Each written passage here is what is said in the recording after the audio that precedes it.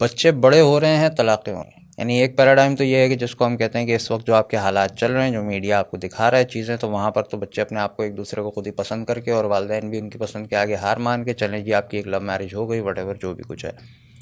ایسی صورت میں ہم دیکھ رہے ہیں 2 مہینے 3 مہینے 4 مہینے کے بعد بچیاں اپنے گھروں پر بیٹھی ہیں، اور کافی کیسز ہیں آپ کے سامنے بھی یقیناً ہے. لیکن ہم نے یہ بھی دیکھا ہے کہ بھائی بچے بڑے ہو گئے ہیں، جوان ہو گئے ہیں، پھر طلاقیں ہو رہی ہیں.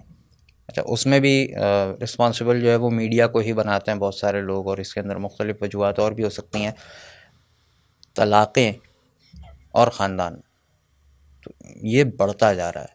اس نقصان کو کم کیسے کریں؟ کوئی پریکٹیکل اپروچ ہے؟ اچھا، میں سمجھتا ہوں کہ ہمارے جو معاملات ہیں خاندانوں کے، یہ ٹھیک ہے کہ میڈیا نے بہت زہر معاشرے میں داخل کیا ہے. خاص طور پہ یہ ڈرامے ہیں، یہ جو موجودہ ڈرامے ہیں یہ ایک نفسیاتی زہر کی مانند ہیں جس کو آپ گھولتے رہیے معاشرے میں، جو موجودہ ڈراموں کی صورت ہے. جو مطلب، لیکن اس سے بھی زیادہ بنیادی مسئلہ جو ہمارے گھروں میں ہے، شعور کے اندر بہت سے مطلب مسائل ہیں. مطلب مثال کے طور پر وہ اس بات کو سمجھتا ہی نہیں ہے کہ تعلق اس کی ضرورت ہے، وہ اس بات کو سمجھتا ہی نہیں ہے کہ گھرانہ بنتا کیسے ہے. اور ابھی جو مطلب یعنی اخلاقی تربیت نہیں ہوئی ہے، مزاج کے مسائل ہیں، اور ٹھیک ٹھاک مسائل ہیں مزاج کے. تو یہ مسائل جو ہیں نا، مطلب اس کو جیسے چلنے نہیں دیتے، اور ایک دوسرے کو قبول کرنا، تعلق کیری کرنا مشکل ہوتا ہے، مشکل، بہت مشکل. اور پھر وہ نور ہدایت سے اس بات کو میں اس طرح جوڑنا چاہتا تھا کہ نکاح سنت اللہ کے احکام میں سے ہے، پسندیدہ عمل ہے. طلاق جائز کاموں میں ناپسندیدہ ترین عمل ہے. صحیح ہے. تو نور ہدایت کو کس طرح امپلیمنٹ کریں؟ کیا ایسا کریں کہ بگڑتے ہوئے گھرانے کچھ سنبھل سکیں؟ کیا ہم انہیں کوئی ایڈوائس دے سکتے ہیں؟ دیکھیے، برداشت جو ہے نا وہ ہماری فطرت کا ہے. ہماری فطرت کے اندر دیکھیں ایک نور فطرت بھی ہے اور ایک نور ہدایت ہے. ہم جس خیر اور خوبی اور کمال اور نیکی پہ آمادہ ہوتے ہیں یا ہم سے ممکن ہوتی ہے، اس کی پہلی وجہ نور ہدایت نہیں، پہلی وجہ نور فطرت ہے. دوسری وجہ نور ہدایت ہے. گناہ سے بچنے اور نیکی پہ چلنے کے پہلے انتظام کا نام فطرت ہے، دوسرے انتظام کا نام ہدایت ہے. یعنی معاف کرنا، اپنی بیوی سے اچھا تعلق بنانا، اپنی اولاد کے ساتھ اچھا تعلق ایثار کرنا، قربانی دینا، معاف کرنا، رحم کرنا. یہ منکرین بھی مطلب یعنی اللہ کا منکر بھی ان صفات کا حامل ہو سکتا ہے. تو یہ اس کی فطرت میں ودیت کیے ہوئے اوصاف اور جواہر ہیں.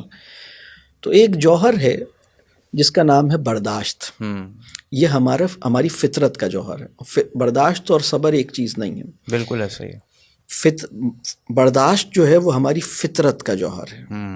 یعنی فطرت میں اور بھی جواہر ہیں. یہ فطرت کا جوہر جب نور ہدایت سے منور ہوتا ہے تو صبر پیدا ہوتا ہے. جب ہم یہ جملہ کہتے ہیں کہ میرے صبر کا پیمانہ چھلک گیا، تو وہ اصل میں صبر کا پیمانہ نہیں ہوتا، وہ برداشت کا پیمانہ ہوتا ہے. برداشت ایک زمینی پیمانہ ہے جس کی کچھ حدود ہیں، جس کی ایک لمیٹڈ کیپیسٹی ہے. یہ پیمانہ بار بار چھلکتا ہے.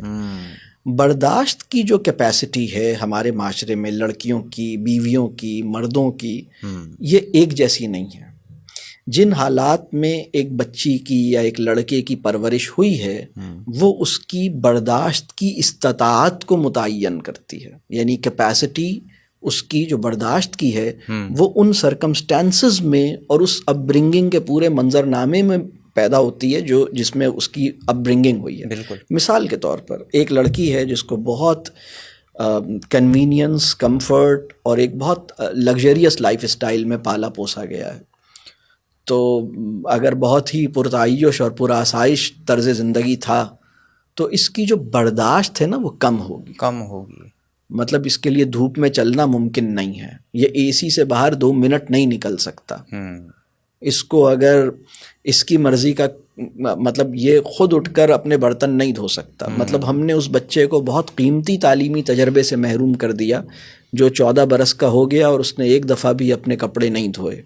ہم نے اس بچے کو بہت قیمتی تعلیمی تجربے سے محروم کیا جو 14 برس کا ہو گیا اور اس نے اپنے والدین کی ٹانگیں نہیں دبائیں یا گھر کی صفائی نہیں کی. بالکل. تو یہ جو آسائش ہے یہ ہماری جو برداشت کی فطری صلاحیت یا استطاعت ہے اس کو ریڈیوس کر رہی ہے. پہلا مرحلہ یہ ہے.